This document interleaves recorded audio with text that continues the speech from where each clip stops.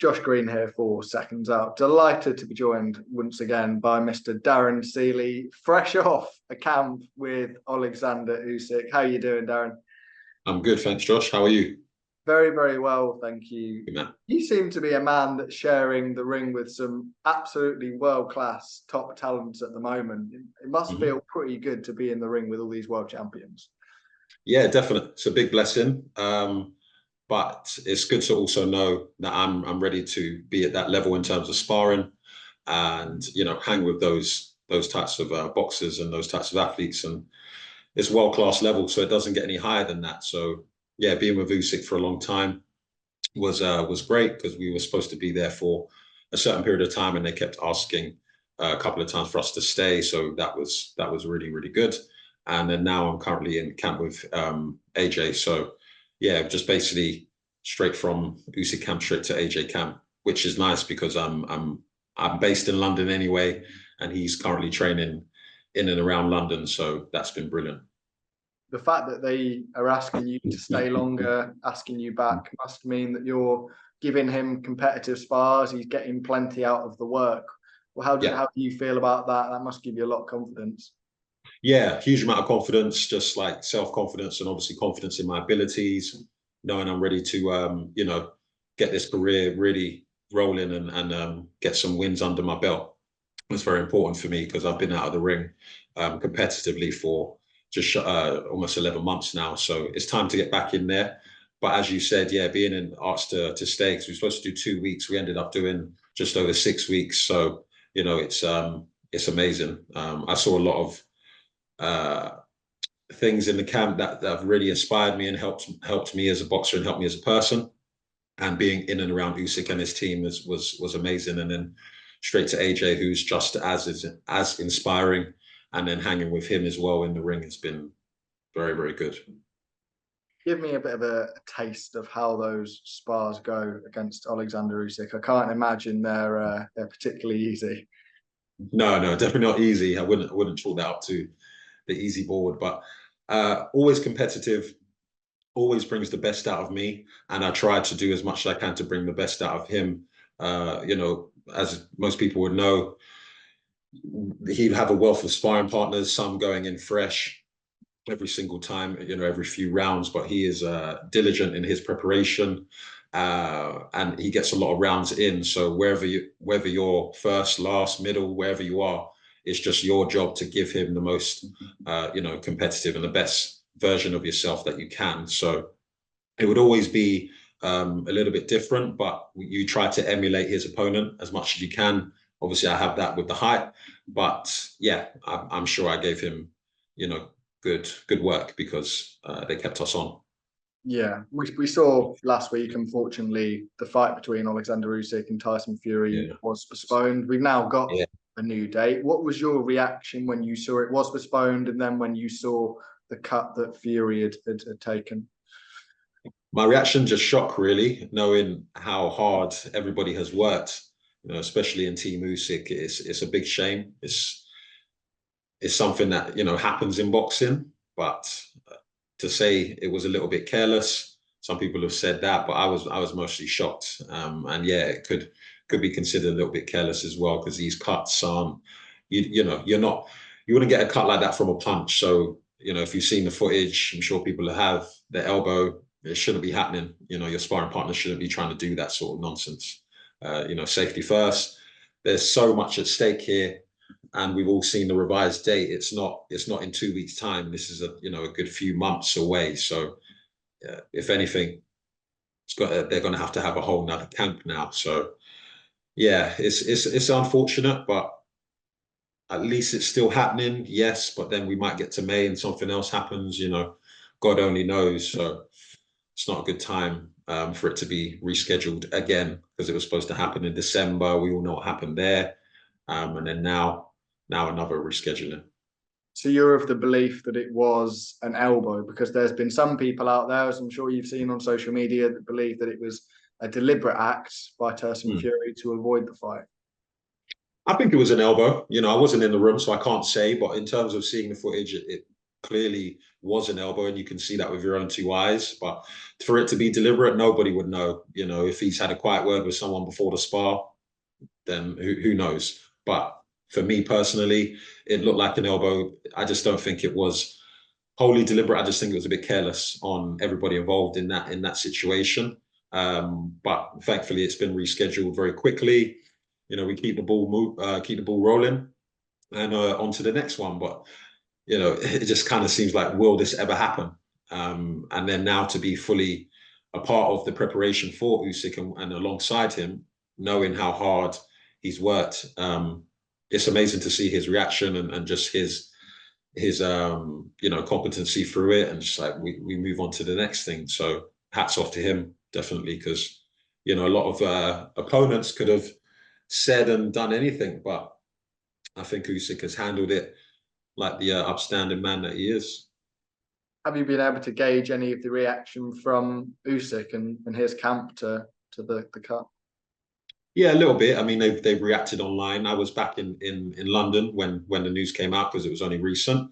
But I haven't spoken to anyone specifically to, you know, ask how they feel about it. They've already emphasized and shown their feelings to it, whether it be, you know, his manager or his agent or his promotional team. They're all, you know, still zoned in and ready to hopefully move on to May 18th and see what happens there.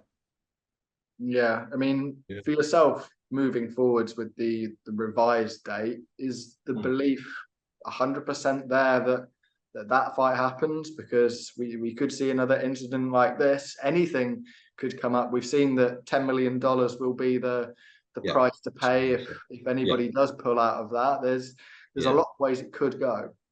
Yeah, exactly. I think when you put these parameters in place, like the 10 million, you know, certain sanctions and fines and vacating and champion and recess, everything needs to be put in place for it to not happen again. So I think now, unfortunately, if these things were put in place for February 17th, then who knows, maybe this wouldn't have happened. But like I said, you know, a carelessness on their part from my point of view, and many others that I've spoken to in the boxing circles. But I don't know, man, it's frustrating.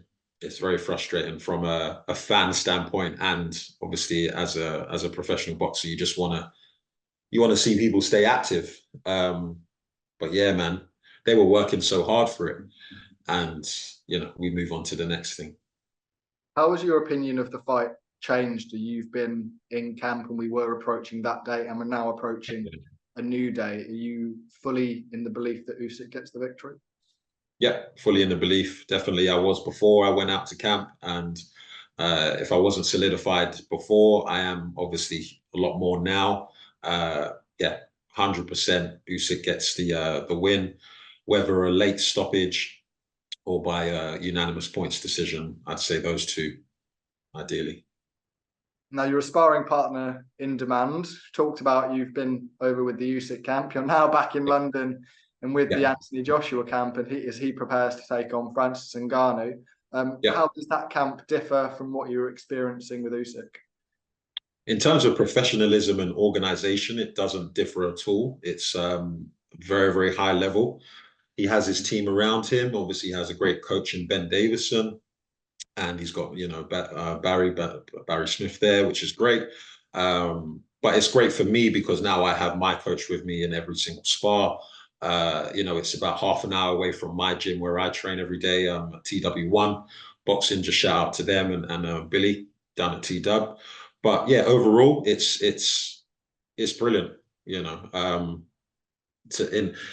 in summary, it's probably the from a fan standpoint, the coolest camp I've been a part of, because I've watched and highly respected AJ for going on more than a decade now. He's one of the reasons I started boxing, to be fair. So, you know, it was a little bit surreal when I first met him, so I'd never met him in person, but he's a great character. But I just think in terms of their camps and the dynamics, they're different people and they're different boxers, yes, but they're still extremely, extremely high level, trained diligently.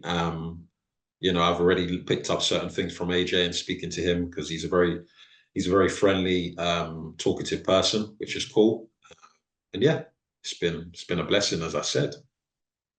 Talk to me about the changes that Ben Davison's sort of imprinting on AJ. We know he's gone through a number of trainers since leaving Rob McCracken at the Team GB gym. How much is he adding to the AJ armory? I wouldn't necessarily say he's trying to add too much to his game plan, because I feel AJ is a very complete fighter. If anything, he's just trying to emphasize the things that he does well. I feel that he does everything. If you had like a boxer's checklist, you know, AJ ticks a lot, pretty much all of those boxes very well. So he's just trying to accentuate the things he does really well. One thing I've noticed is his jab. His jab is very, very powerful, but it's very sharp as well. So for people who have called him slow, I don't know, you might be watching the wrong person, but I've experienced it in sparring and seen it firsthand. So, you know, I know that that's something that they're really, you know, pushing hard. But overall, I wouldn't necessarily say he's trying to change what AJ is and has been. If anything, he's just bringing it out of him and bringing that fighting spirit, because we saw what happened to Wallin in December, just completely ran him over, you know. So he just became a shell of himself. So I think when AJ's ready, he can dominate anybody, really. Previous to that Wallin victory, he'd been criticised a bit for maybe a lack of spite, a little bit gun shy was the wording used. You've obviously been in camp with him leading up to this for the last few days, leading up to Francis Ngannou. Not the case, I assume? No, not the case at all. No, that is so laughable. It really is. Like, oh, okay, maybe beforehand, you know, prior to Ben Davison, or I don't know, you know, he's his own man. That's his personal business. But when it comes to what I'm seeing right now, he's not gun shy. No, that's a joke. How do you feel that fight goes between Anthony Joshua and Francis Ngannou? Because Ngannou really, really impressed against Tyson Fury last time out, and I think going into this fight, there's probably a bit more wary than Fury would have been going into his fight against Ngannou. Yeah, definitely. Respect to Ngannou. You know, I've got a lot of time and a lot of respect for Ngannou. He gave me my first big opportunity and being a part of his camp in Saudi in September. But just personally, I don't think he has enough for AJ. He obviously has incredible power, which we've all seen and felt. Well, not all of us, but I've felt that in sparring and stuff. Fury felt it in the big fight, and he put on an amazing performance. I just feel AJ's firstly, his footwork is very underrated. His jab is still underrated, but when he wants to throw those punches and let his hands go and put those shots together, it's an early light for anybody, you know, because we can both have the same power, but it's who's going to hit you, who's going to get that hit off first. So no, I don't think he's going to be able to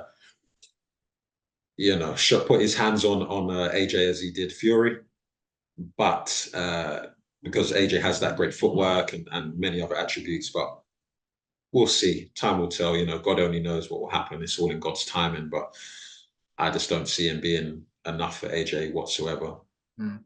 How does that fight end, in your opinion? AJ by knockout, definitely.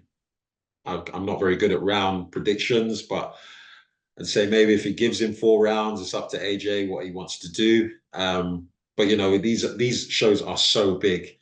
I don't know if it's necessary for people to have these one rounders, 2 rounders, because there's so much investment that goes into these big shows now, especially in Saudi. So, you know, it might after 4 rounds just see what Ngannou brings. But by all means, just dodging the power, dodging the body shots, using the jab, slipping off the midline. He'll be absolutely fine. Like over 6 rounds, you'll probably knock him out. And for yourself, this weekend is the one for you, the rematch against Phil Williams.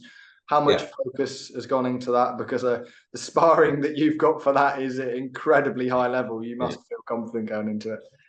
Yeah, hugely confident. You know, as I touched on before with yourself, Josh, and other interviews I've done prior, you know, there wasn't. I took it very lightly, my professional debut, and I wasn't in the right place, like mentally and physically to get the win on the night. Since then, made a number of changes and then started to go into these huge camps, and hanging with these types of boxers and athletes has been incredible. So the confidence is definitely sky high. It's definitely not like you know, bragging I've been with these boxers. Now it's for me to take all that experience I've learned over the past 7 months into the ring and showcase you know, what has been happening behind closed doors, because to say the least, it's been extremely hard, but you know, extremely high level, and has only helped me come on leaps and bounds in the space of 11 months, which some boxers won't get in their whole career. So I'm thankful to the opportunities that have been bestowed upon me, but at the end of the day, I know that I'm ready for them. So, you know, I want to get as many fights as I can in this year. Hopefully opportunities will start to present themselves as I get these wins, and you know, see what happens after that. What do you have to do differently to that first fight to get the win? Well, what happened in the first fight is, if we go into detail, I had a broken rib 3 weeks prior to the debut. But my debut in March had been delayed from November. So it ended up being a very long, drawn out camp. I wasn't based anywhere. I was just sort of dilly-dallying around boxing clubs with the coach I was with. We didn't really have any game plan, hardly any sparring. And then I couldn't really breathe for a week because I had a big injury. So overall, that was playing on my mind, but I was so desperate to get that debut done and get my career going. So none of that is the case now. So that's a huge difference outside of the ring. Inside, it's using the 6'9" frame that God blessed me with. You know, I was trying to fight in close. I wasn't using my range. I was holding too much. I wasn't using my size as well. So yeah, loads of things that we started to change and implement, and me using I mean, I've got a 7-foot wingspan, and I wasn't punching through these boxes. So like, come on, Darren, it's almost common sense, you know. So, you know, when I see the comments online, oh, he lost his debut and he lost to a journeyman, if you want to call him that, and all of this nonsense, I'm like, hey, you weren't there. You don't understand the life of a pro boxer. And if you do, then you know, I've explained it to the people that I've built relationships with, and they've more than understood. But overall, it's for me to right those wrongs, and it starts on Saturday. I'm very excited for it. But this is the 4th time I've tried to get back in the ring in the last year, so it's not like I haven't been trying. You know, I've been out here. I've been trying to get this work after the Ngannou camp, and then straight into Usyk. That was 6 weeks. Obviously, I'm not going to spar, so I'm not going to book a fight while I'm in camp there. And then, you know, straight into the AJ camp, which is another incredible thing that we've done. So it's like, yeah, what else can God put in my life for me to be able to go and showcase these skills, man? You know, so we're ready. Yeah. Thank you very much for your time, Darren. Best of luck on Saturday, and thank you very much for your time again. Thank you, man. Appreciate you.